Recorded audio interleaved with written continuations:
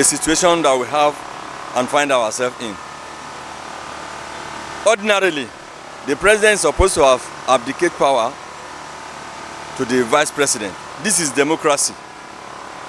So in a normal norm, that is what he ought to do. And actually, at the inception of his first-term administration, he actually did. But unfortunately, I cannot say it's attributable to indecision or the advice of the cabals. It amazes and surprises me, the new trend. If you look at, in a world democracy, if you must travel, even if it's for a day, you must give responsibility. So if you don't believe or trust the number 2 citizen, why do you nominate him or her as the number 2 citizen from the onset? So it's unfortunate, and I don't think Nigerians are happy. This is a reign of impunity in this country, that the executive does whatever they like, they can do, and no one challenges them. You could recall in his first tenure, he stayed about close to 100 days in office without transmitting powers, these same powers, to his vice. And nothing happened. The legislature, nobody was talking, they saw nothing wrong about it. And what do you expect of such a man to do again, if not to repeat what he has been doing? And he knows nothing will happen. And I bet you nothing will happen. Come rain, come shine, nothing will happen. What we have in this country is just a toothless bulldogs. In our legislature, in our civil societies, organizations, we don't have opposition in this country. They can put him on check to ensure that he does what is constitutionally right.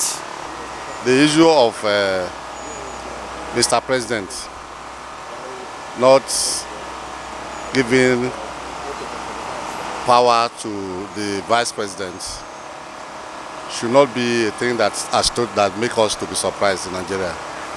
In the first place, we don't even know whether we have president or we don't have president. We don't know whether, we don't even feel the presence of the president in the country is not something that anybody can say that maybe that if he's not around, then Nigeria will miss him. Nigerian situation, our democracy is not the same democracy other people practice. Anomalies, since the inception of this government, it has been one anomalies to the another. And I tell you, nobody in his right sense, nobody that loves this country, not mere love that people used to say. If you deeply want the country to move forward, with the way things are going, the citizenry are not happy. Nobody is happy.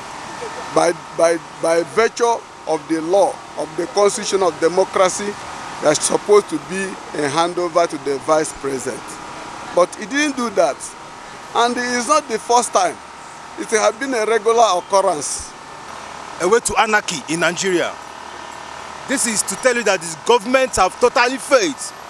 For the past years they have been in power.